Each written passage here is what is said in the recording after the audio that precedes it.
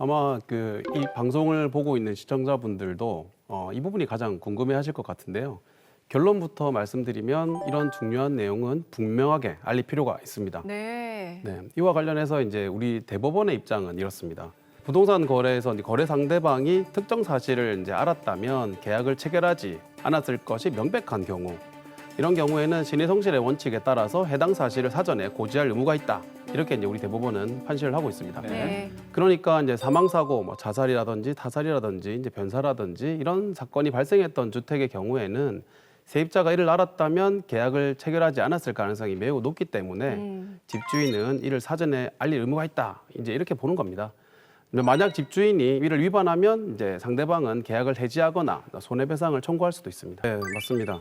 이제 이와 유사한 사건이 예전에 우리 이제 부산에서도 있었는데요. 네. 그때 당시에 이제 집주인이 오피스텔에서 발생했던 이제 살인 사건을 임차인에게 고지를 하지 않은 것은 신해성실의 원칙상 고지 의무 위반에 해당한다.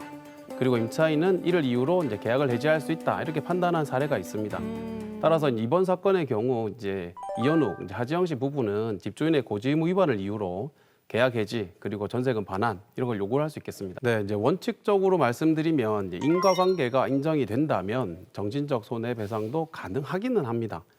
이제 그러니까 이제 거주자의 정신적 고통이 이제 계약 체결 당시에 제공되었던 정보의 어떤 불완전성 여기에 기인한 경우에는 계약 위반에 따른 손해배상이 인정될 수는 있습니다. 네. 네, 그러나 이제 단순히 악몽을 꾼다던가 헛것이 보인다던가 이런 부분은 사실 미신적인 부분도 있고 뭐 법률상으로나 과학적으로 이제 인과관계가 인정되지 않을 가능성이 사실 있습니다. 예. 다만 이제 살인 사건이 있었음을 알게 된 이후에 이제 그런 사실 때문에 고통을 받고 뭐 정신적 치료를 받게 된 경우다. 이런 경우라면 그런 부분에 대해서는 위자료가 인정될 수도 있겠습니다. 네, 맞습니다.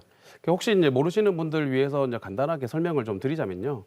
신해성실의 원칙이라고 이제 하는 것은 이제 모든 법률 관계에서 이제 당사자가 서로 신뢰를 바탕으로 성실하게 의무를 이행해야 된다 하는 이제 원칙입니다. 예. 우리 민법 제2조 1항에서도 규정을 하고 있는데요. 이제 제1항에서는 권리 행사와 의무 이행은 신의조차도 성실하게 해야 된다.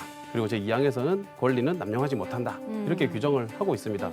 그러니까 이제 계약 당사자는 단순히 계약서에 명시된 조항만 지키는 것이 아니라 상대방이 계약을 합리적으로 이행할 수 있도록 중요한 정보를 제공하고 상대방이 불이익을 입지 않도록 성실하게 행동해야 된다. 이렇게 이제 보면 되겠습니다. 네, 맞습니다.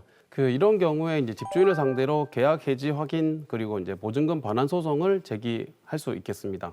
다만 이제 요즘 같은 경우에는 이제 부동산 경기도 좋지를 못하고 이제 전세가가 이제 집 시세 이하로 이제 내려가는 경우도 종종 있거든요. 예. 네네. 그래서 이제 보증금을 전부 돌려받지 못할 가능성이 있으니까 집주인의 다른 재산이 있다면 거기에 대해서 미리 좀 가압류를 해둘 필요도 있다. 뭐 이렇게 참고하시면 되겠습니다. 네, 이제 엄밀하게 따져보자면 부동산 임대차 계약에서 상대방에게 고지를 해야 되는 이제 정보에는 단순하게 이제 건물의 어떤 물리적인 하자뿐만 아니라 사회적이거나 이제 법률적인 문제도 좀 포함이 됩니다. 그러니까 이제 건물의 물리적인 하자, 그러니 균열, 누수, 곰팡이 발생, 뭐 또는 이제 소음이나 진동 문제 뭐 이런 것들이 있으면 당연히 사전에 고지를 해야 되는 거고요. 네. 네. 그리고 우리 이번 사례와 같이 과거에 해당 부동산에 뭐 자살이나 변사 등 사망 사건이 있었던 곳인지 또는 이제 강력 범죄 이력이 있는 장소인지 뭐 이런 부분도 사실 고지를 해야 합니다. 게다가 뭐 신축 건물에서 이제 지속적으로 누수와 곰팡이가 발생한 경우에 건물주가 이를 알면서도 알리지 않은 사건에서 또 이제 계약 해지를 인정한 사례가 있기도 합니다. 네, 맞습니다. 요즘은 이제 재개발 소식을 쉽게 접할 수 있기는 합니다. 네, 그럼에도 불구하고 이제 재개발이나 재건축이 예정되어 있는지 또는 건물 같은 경우에는 건물의 용도 제한이나 건축법상 좀 문제가 있는지 이런 것들도 사전에 꼭 고지를 해야 되는 부분입니다. 네, 왠지 모르게 이런 사례들을 좀 물어보실 것 같아가지고 제가 몇 가지 준비를 좀 해왔습니다. 그러실 것 같았어요. 먼저 이제 하나 설명을 드리면 원룸 건물이었는데 반복해서 이제 도난 사건이 있었던 경우입니다. 임차인 A 씨는 이제 원룸에 입주한 후에 건물에서 계속 이제 도난 사건이 발생을 했던 겁니다. 근데 알아보니까 이제 건물주는 사실 과거에 계속 이렇게 도난 사건이 발생한다는 것을 좀 알고 있었던 거고, 그런데 이제 계약할 때 이런 걸 고지를 않았던 게 밝혀졌었습니다. 네. A 씨는 이제 보안 문제를 이유로 결국 계약 해지를 요구를 했었고, 법원은 고지 의무 위반을 인정을 하고 계약 해지를 허용한 사례가 있었습니다. 신축 아파트의 하자 문제에 관한 소송이었습니다. 이제 D라는 분이 있었는데 이제 신축 아파트에 입주를 했는데 입주 후에 얼마 안 돼가지고 벽에 균열도 생기고 뭐 천장에 누수도 발생하고 이런 걸 발견을 했던 겁니다.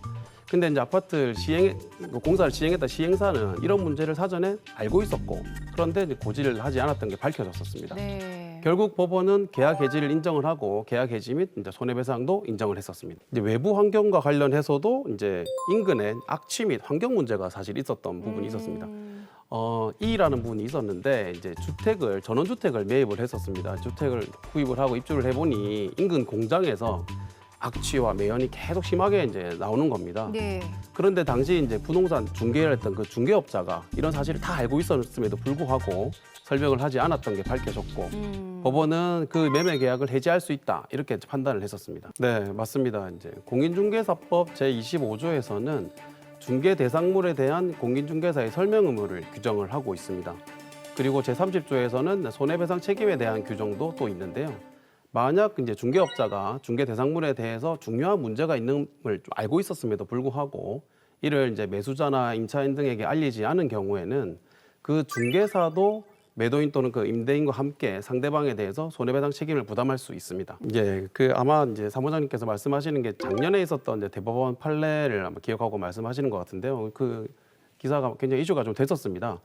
그때 그 사건은 그 임차인을 끼고 이제 부동산을 매수자에게 이제 이전을 해줬는데 네. 임차인의 동의를 이제 받지 않아 가지고 매도인이 이미 부동산을 처분했음에도 불구하고 임차인에 대한 보증금 반환 채무를 계속 부담하게 되었던 그런 사건이었습니다. 이제 매도인은 공인중개사가 보증금 반환 채무가 매수인에게 이전되지 않을 수 있다 이런 부분을 설명을 안 했다.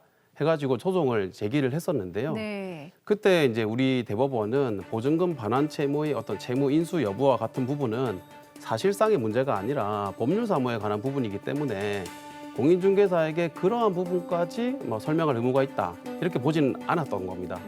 그러니까 이제 공인중개사는 부동산 거래에 있어서 사실상 문제에 대해서는 설명할 의무는 있지만 법률적인 사무까지도 설명하거나 뭐 조사해줄 필요는 없다. 이런 취지의 판례였습니다. 네. 네, 그러나 여전히 공인중개사의 사실행위에 대한 부분에 대해서는 여전히 설명 의무가 있다 이렇게 판단하고 또 손해배상을 인정하는 판례들이 많이 나오고 있습니다. 네, 이제 공인중개사를 상대로 소송을 제기하는 경우에는 이제 보통 이제 공인중개사 협회를 상대로 그 공제금 청구를 함께 제기하는 경우가 많이 있습니다. 네. 이제 이거는 이제 공인중개사는 공인중개사법에 따라서 공제보험을 가입을 하게 되는데 이때 이제 공인중개사의 고의나 과실로 인해서 중개 의뢰인에게 손해를 발생시키게 되면 그 공인중개사 협회가 그 공제금으로 손해배상을 대신 지급해 줄 수 있기 때문에 그렇습니다. 부동산 계약에서는 신의성실의 원칙에 따라서 중요한 정보를 사전에 고지해야 되고 특히 이제 사망 사건과 같은 중대한 어떤 이제 사항은 반드시 알려줘야 하는 내용입니다.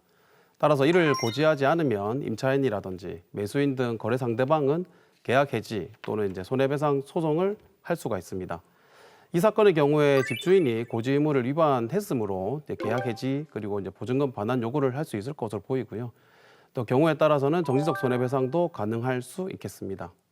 그리고 이러한 분쟁을 미연에 좀 방지하기 위해서는 오늘 알려드렸던 것처럼 부동산 계약 시 이제 사전에 반드시 확인해야 될 사항들에 대해서 미리 체크를 좀 해보시는 것도 필요하겠습니다.